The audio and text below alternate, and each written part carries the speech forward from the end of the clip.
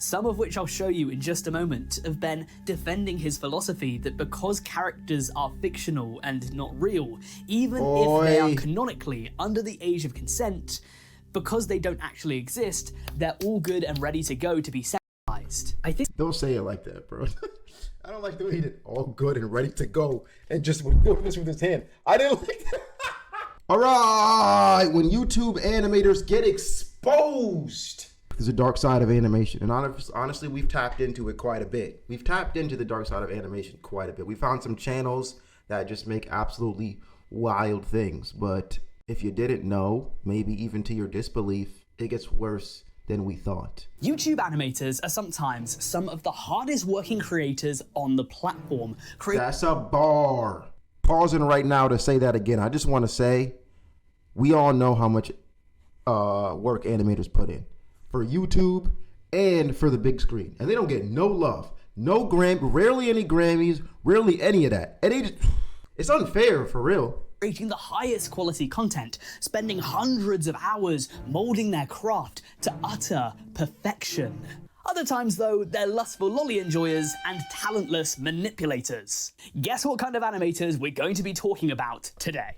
In this video, we're going to go through just a few of the scandals, conflicts, and controversies of YouTube's most famous and infamous animators. I'm going to start off with some tamer Stories, and as the video progresses, we'll get into the more insane and dark tales. With that said, let's begin with, in terms of metrics, one of the most downfallen YouTube animators. Back in the mid-2010s, YouTube animation was really starting to kick off, and several recognizable names would make their debuts on the platform, including the likes of The Odd Ones Out, Tim Tom, Errol Story, and Jaiden Animations. Legendary. And one common denominator between all of these guys, and many other YouTube animators, is that initially, they don't always like to show their face. Here's a small tip to any aspiring YouTubers that are watching this video. Audience members, for the most part, like to know what their favorite creators look like, because it helps them forge a connection with them. For most genres of content, you're generally expected to be on camera, but for storytime animators, it works a little bit differently.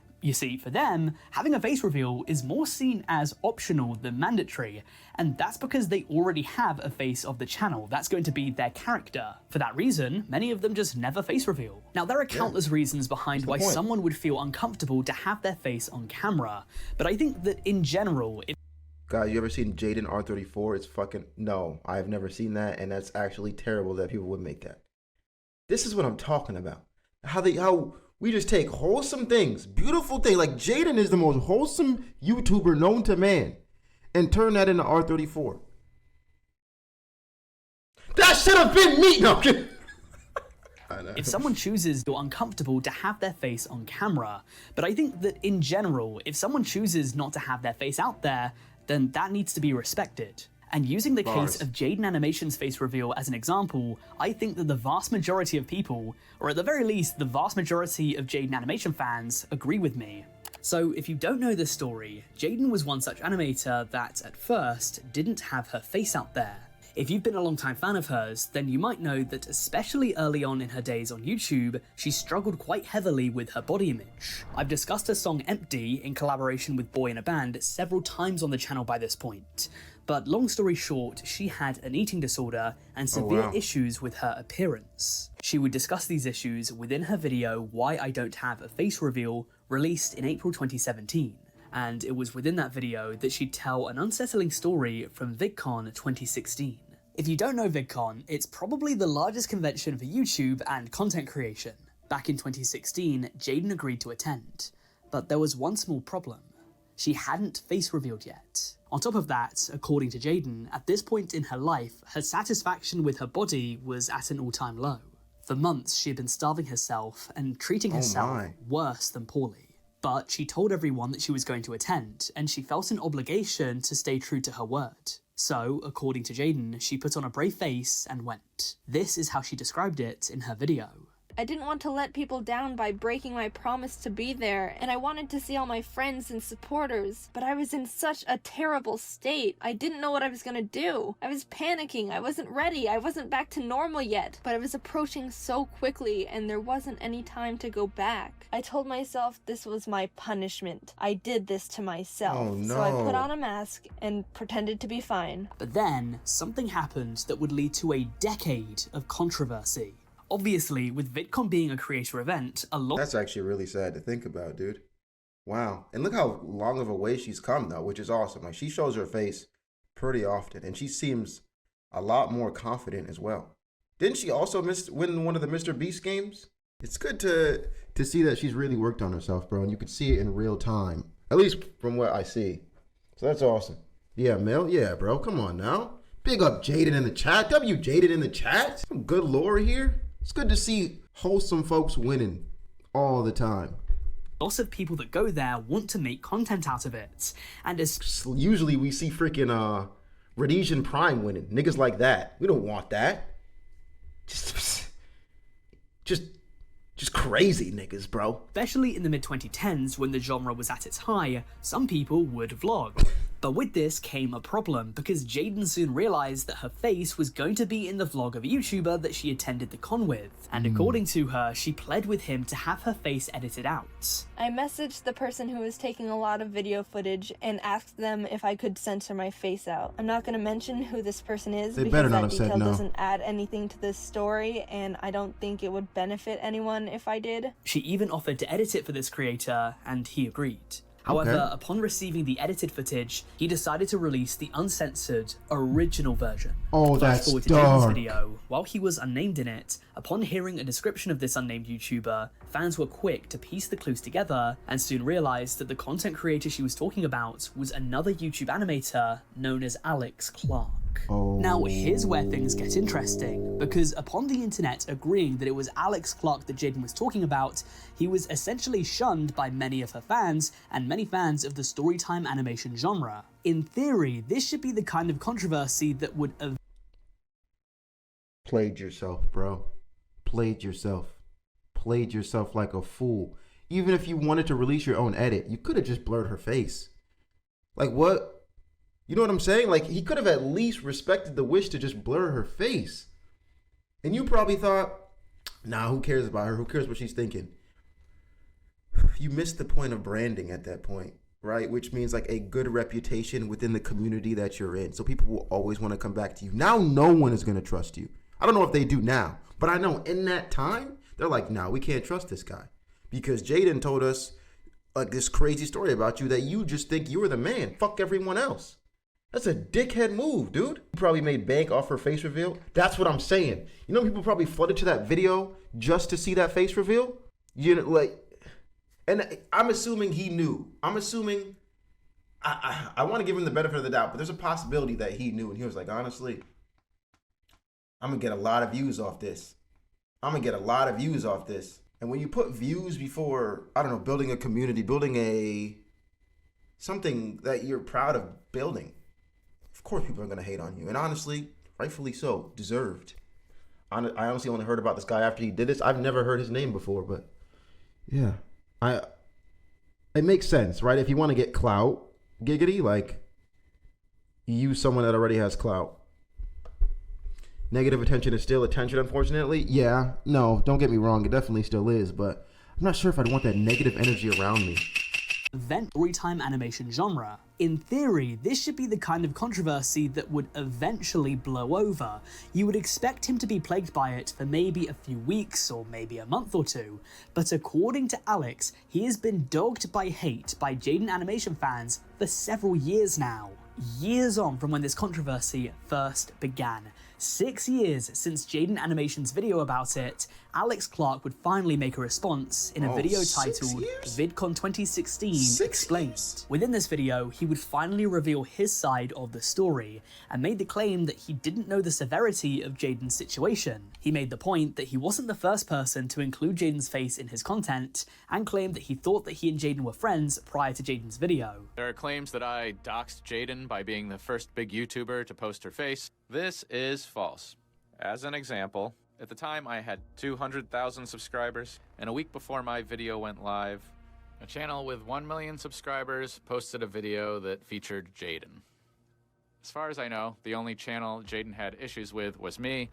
If you'd like more details, I'll put an explanation on the screen, which you can read. Alex's response was received very poorly, only receiving 4.7 thousand likes compared to 12,000 dislikes. It's now been 2.5 years since Alex's response. I mean, bro, you responded so many years later. That just seems like you're trying to get your name back out there. No one's gonna trust you. They're like, bro, you responded this many years later, now you're coming back for this? Because you realized that after you messed up that bad, no one wanted to watch you anymore? Not listening to that. You should have responded a day after, and you should have said sorry. And some of you watching this might be thinking that I'm just reopening old wounds, because that should be the end of it, right? Well, I thought so too. Until I looked in the comment section and saw that Alex Clark has been responding to criticisms. 8 minutes of talking about everything we already know? You don't need to explain anything. You're just a shithead. Yo, people, when they don't like you, bro, they just... Damn, Mom! He should have taken it down. Bro, he should have taken it down. What causes so much damage to any point you make is how long it took you to make the point. This is a serious subject, and it took 7 years for you to buck up and address it. When you finally do, the video itself is 7 minutes long. Any elaboration that would have been helpful instead falls flat because it feels like you're just going through a quick list of bullet points. Ever since this video came out, even as recently as 1 month ago. This isn't something that Jaiden's fans have forgotten, and it's not something that Alex has either. As you've seen, and as you'll continue to see throughout the rest of this video, YouTube animators can be cancelled for all sorts of reasons. When it comes to our next animator though, by far the largest that we'll be discussing today, he was cancelled at the very start of this year for some absolutely reprehensible business practices. So what happens when... I think that's real cancellation though. Like if you say something and everyone outside of your community is mad at you, to be honest, I don't think you should give a fuck. You shouldn't give a damn. If you say something and everyone outside of the people that, everyone outside of the thing that you're building is mad at you, fuck do you care for? But if you say something and the people inside are angry at you, like they genuinely feel like actually upset, like actually attacked, like, and you know you did wrongdoing, then you got to make a better move than that, right? And that's what you did. You made a mistake inside your community, inside your field, and hurt a friend. Of course you're going to get canceled for that. But if you said something crazy and the internet was like, oh, fuck you, bro, you can lick my left nut and like slurp the hairs off of that shit. You feel me? Because I don't care. We're angry at you all the time. Chat, like, shut up. Be quiet, bro. Bro, if he had just admitted at the start he made a mistake and apologized, everything would have been fine with time. He canceled him. Yeah. If he had just admitted it at the start, you're right, bro. Waiting that many years, though, is... Obviously, he was trying to do the quote-unquote Mr. Beast play. If you just don't say anything, hopefully people will forget. But I think the community is a bit deeper than that, especially when you hurt someone that big. Absolutely reprehensible business practices. So what happens when greed corrupts a YouTuber? Let's find out. Nutshell Animations. What?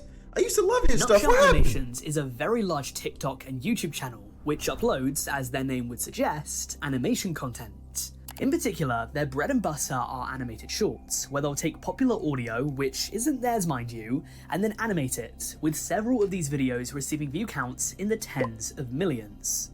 In fact, almost every single one of their shorts will receive at least a million views. I painstakingly counted all of the videos with more than 1 million views, and the number is roughly 1,830, leading Nutshell to have received over 10 billion views. For context, Jaiden Animations and The Odd Ones Out, arguably the two largest animation channels, have 8 billion views combined. Now granted, the vast majority of Nutshell Animations views come through shorts, which is another ballgame entirely to long-form content. For sure, not the same. But even still, this channel is extremely lucrative, especially given shorts the channel content. You can scroll up, scroll down, scroll up again, and you'll get a view, right? And then if you watch the video over and over again and it just loops, that's also like 3 views right there. It's so easy to get views on shorts. That's why they don't really pay much as well. But still, 10 billion views even for shorts is It's pretty impeccable. Rate of upload, you would expect it to have a few animators on the payroll, and you would expect them to be compensated fairly for their work. Yeah. It's no secret that hand-drawn animation is tough work, and it takes a lot of time. Even a simple 60-second clip could take literally hours to make. But Nutshell, according to several different animators that have previously worked for them, do not pay their workers a fair wage whatsoever. Oh, no. But to fully understand the allegations levied against Nutshell, we have to go back to a botw999 video where he just reacted to Nutshell's work and called it cringy. However, in the comment section of that video came a comment that caught Botw's eye and caused him to make a follow-up. An animator of the name Robotic Turtle claimed that they used to work for Nutshell and was paid $50 to animate his shorts. This is insane, considering that these shorts, A, are of a generally high animation quality. They're fairly fluid, and you can tell that a lot of time has been put into them, and for that reason, B, they take a long time to make for each animator. $50? And you took that? Where you live, Indonesia? Because I would have been like, hell no.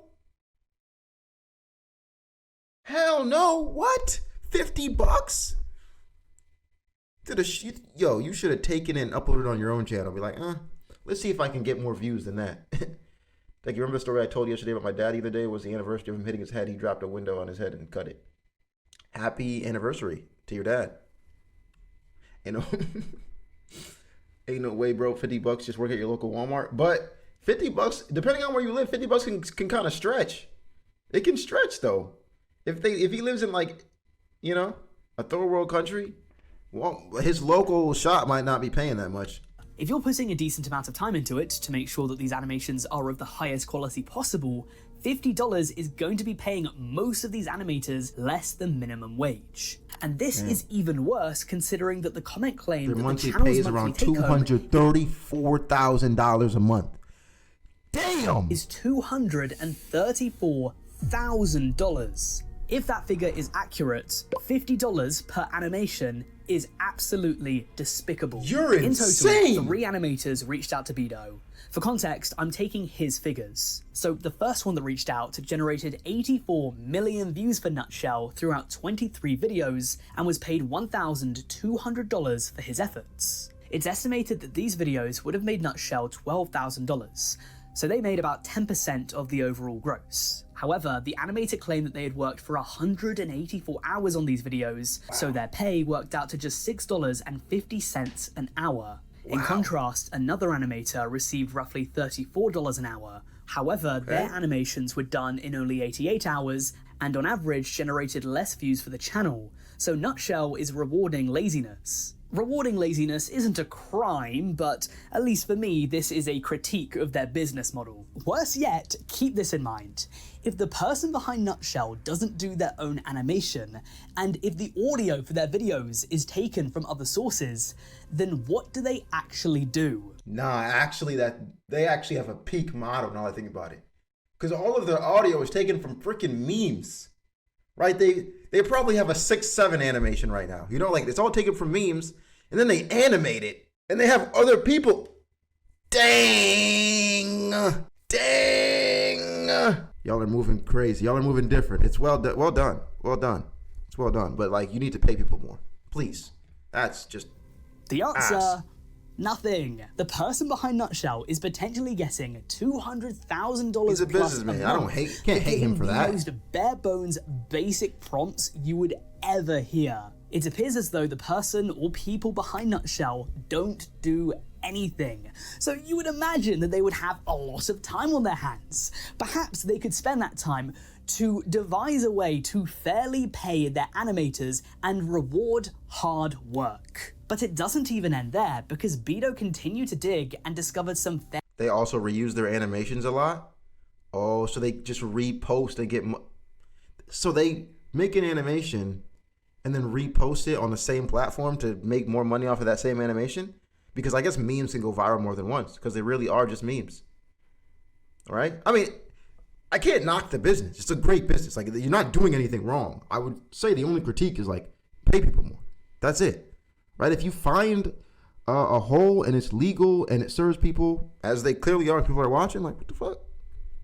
Run it up, but also give back to niggas that are making your stuff. Fairly unethical business practices, which have painted Nutshell Animations out to be quite malicious and vindictive. First of all, the animators were never credited for their work. I think this would have been quite nice for Nutshell to do, considering that these videos are entirely made by the animators. Nutshell even went as far as to tell off one of the animators that were responding to positive comments praising his animations, because according to Nutshell, apparently it ruins the illusion, I guess. Realistically, I think that Nutshell just doesn't want the audience to know that it's not actually the person behind the channel who's doing the work. I'm not a fan of this whatsoever, but it's nowhere near as serious. To be honest, that big, 234K, and that's just on one platform. I know they're on TikTok too, and they might be on Instagram. To not just pay animators a salary yearly is weird to me, right? Instead of looking for new animators over and over again, why not just have a team of 10 and pay them each like 50 grand a year, 60 grand a year? So, like, why wouldn't you just do that? Obviously, it's going to cost more, but at least you'll have loyalty within your team, people that work cohesively, and you wouldn't have ran into this issue. They're on Snap too, and you know Snap pays bread. Snap pays bread, dude.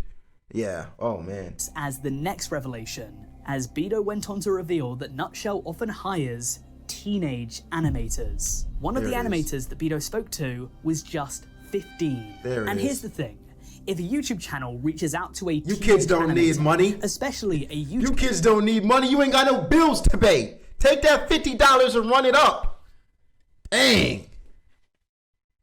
channel that's doing the numbers that Nutshell Animations is, it would be very, very easy for them to manipulate or pull strings to get the 15-year-old to do basically anything they want. For sure. I could imagine that 9 times out of 10, a 15-year-old, especially one that hasn't had work like this before, would see this as their ticket to the big time, and they would accept any offer that's thrown in front of them, even if it's a bad one, like $50 for a finished project. The chances are that they'll struggle more to say no, that they'll be less likely to know their worth compared to someone older, 100%. and just generally they'll be easier manipulated and led astray. 100%. Especially if you don't have a fair system in place to accurately compensate your employees. 100%. Ducky, you would do this? I'm gonna be honest. Yes. Would I pay them fairly? Yes. But like having teenagers work for you in a game like this, YouTube, animators, editing, they're locked into it most. They understand the game the most. They also work super hard because they don't got nothing else to do in their life and not thinking about responsibilities. Like, of course. But exploiting is crazy. I think you should be working from the age you're like 12, and I think you should get paid fairly for that. To be honest with you. So I see nothing wrong with it. The issue is, bro, it's just not paying anybody, man. 12 years old don't know shit. No, you're bugging. You think a 12-year-old can't run a cash register? You're wilding. You're absolutely wilding. You think a 12-year-old can't run a cash register? You think a 12-year-old can't pick up the phone and do customer service? But they can sit on their phone and text all day and be on social media? They're just not trained the right way. That's literally it. Like, they have the skills. They can do it. Like, come on now.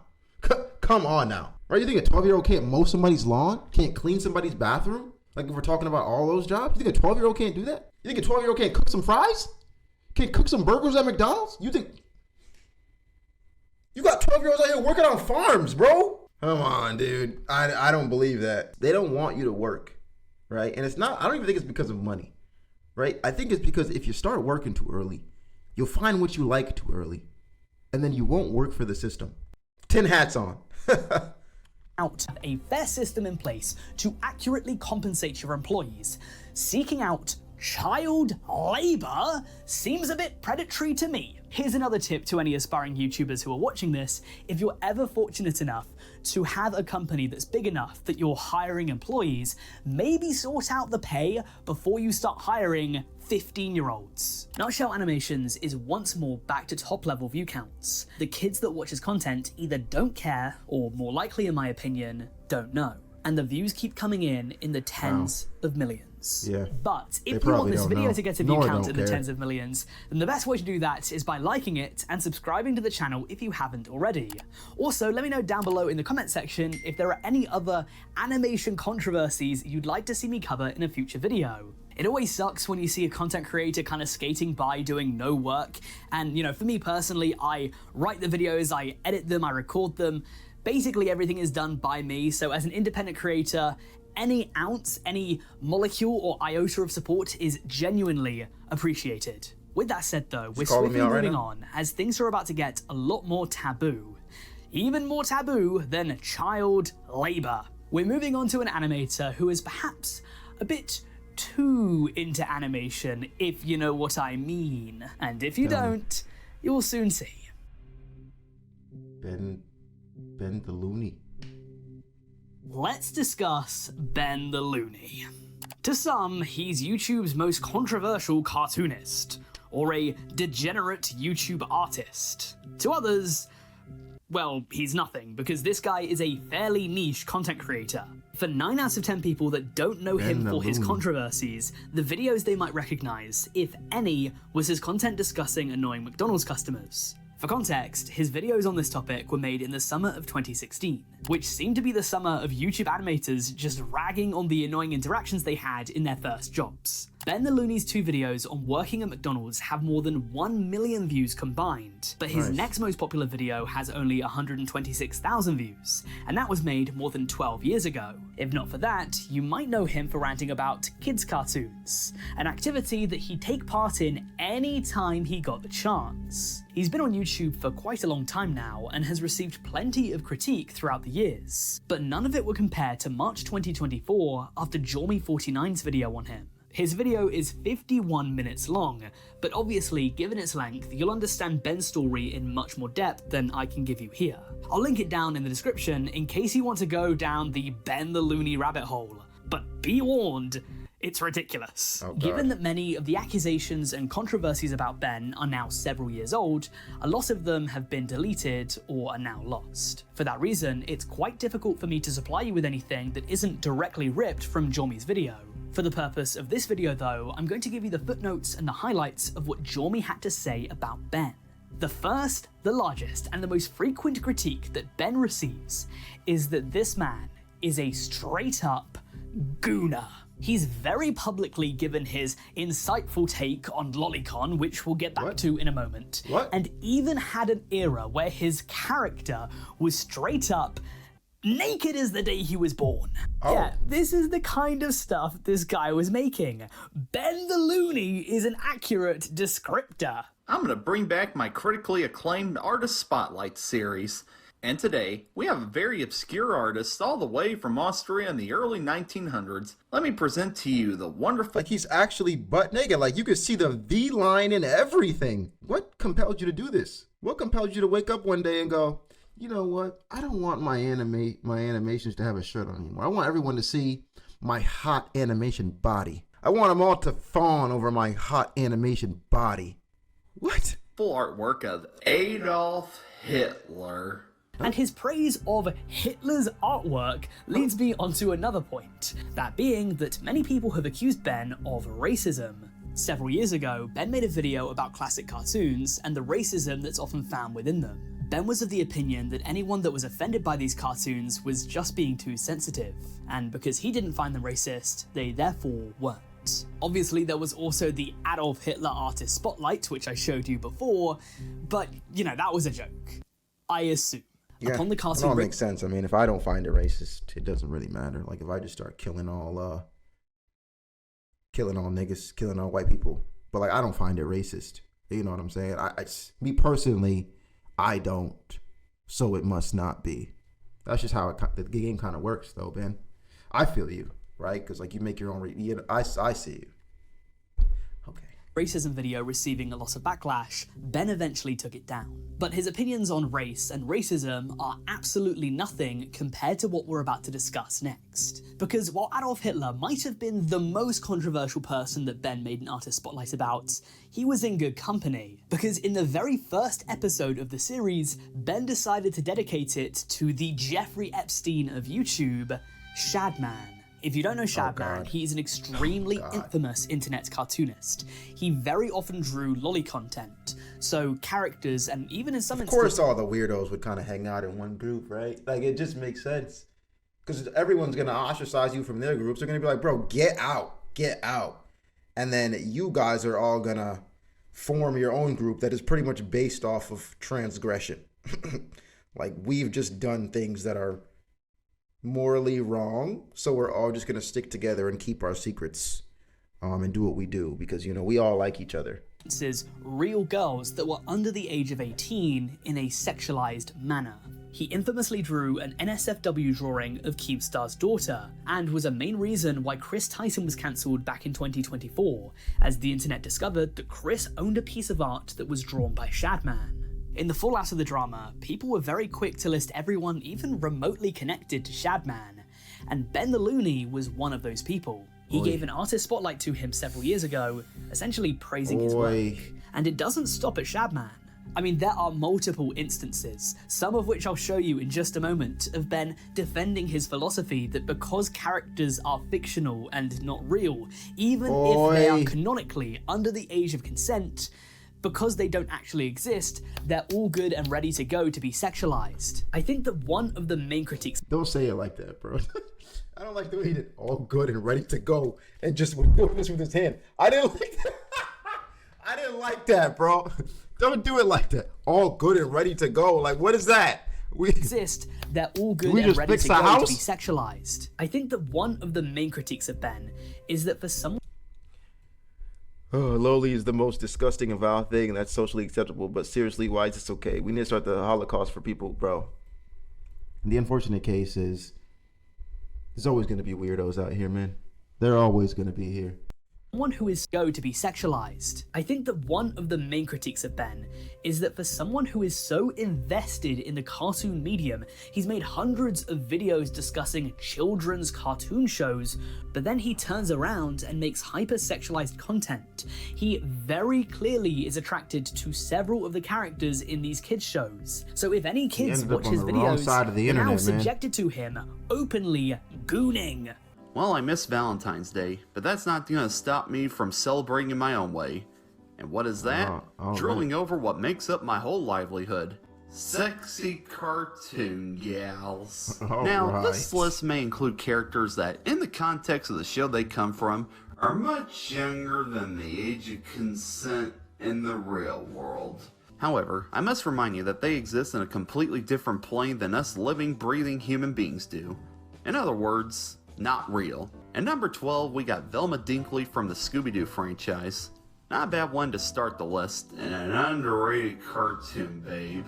Next at number 10, a more recent addition to the hot chick list, Enid from OKKO. Who? I mean, damn! How the hell did her— This has got to just be satire, right? Like, he's just kind of fucking around. Because if you're just fucking around, like, I can't really— a weird joke for sure, but do you— character design get approved for a kid's show? Why, Ben?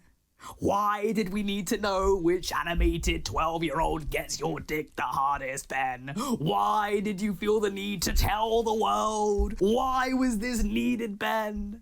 Why? You couldn't waterboard that information out of me, man. Why does the internet need to know which underage animated girls from kids shows makes you goon the hardest? He just wants to share his thoughts, man. What's your name again? I'm sorry. Fox Akimbo? He just wanted to share his thoughts. He had them and he's like, I need to share this. I need the world to know my art. I need the world to see my mind. That's all. Right? His thoughts are pretty shitty. That's what we know now. He definitely needs to go inside himself for a second and fix himself. But that's all he wanted. Keep it out! But while Ben has undoubtedly gotten the wires crossed between kids animation and adult content, I'd argue that the next creator has gone even further. They've gone so far, in fact, that I won't even be able to show a lot of what I'm discussing. Slappy, what is it? Swappy Sway? You guys remember when we watched them? Nah, this nigga's tweaking. Shappy Sway, whatever the name is, he's definitely wildin'. Definitely wildin'. And he pulls in quite a bit of views, and every video is just sexual. Every single one. At least the ones that we watched. I'm not going to sugarcoat it. It's pretty bad, and it's utterly disgusting that this kind of thing is allowed on YouTube. In my opinion, they're up there with the most depraved animators this site has ever seen.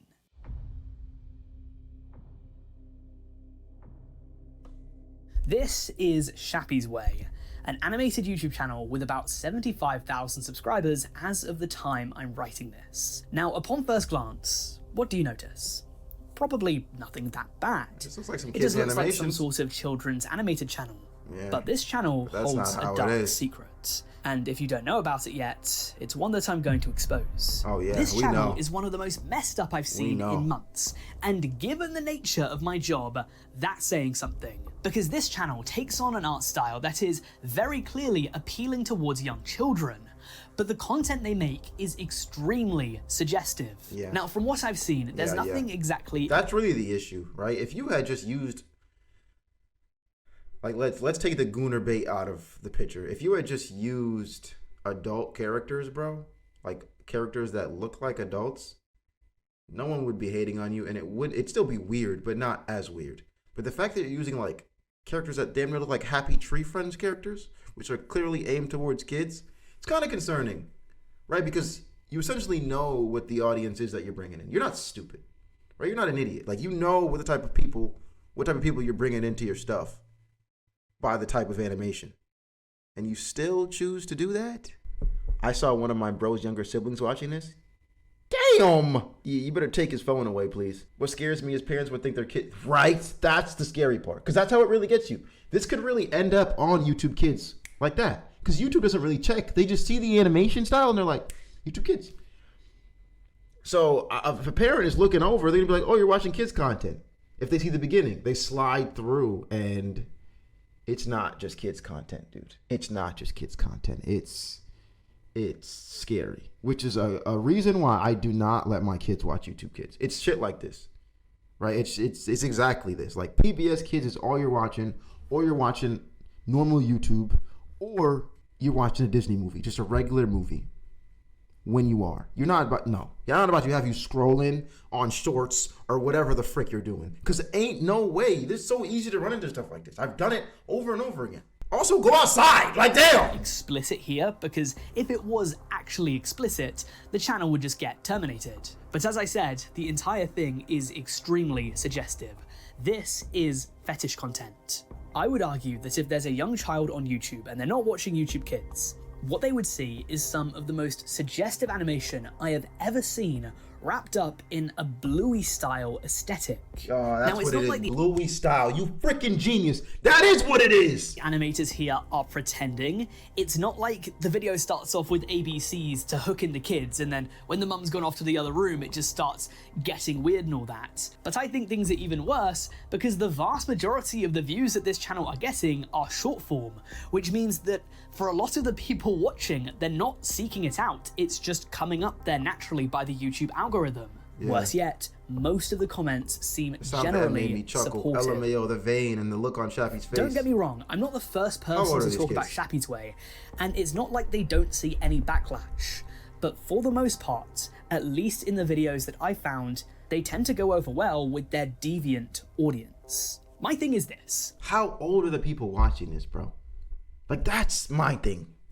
Right? Because, bro, the subconscious mind is something that no one actually thinks about. So when you're a kid and you're just absorbing this, you're going to act it out in some way or another if this is what's going into your mind. You feel me? Like, who, what?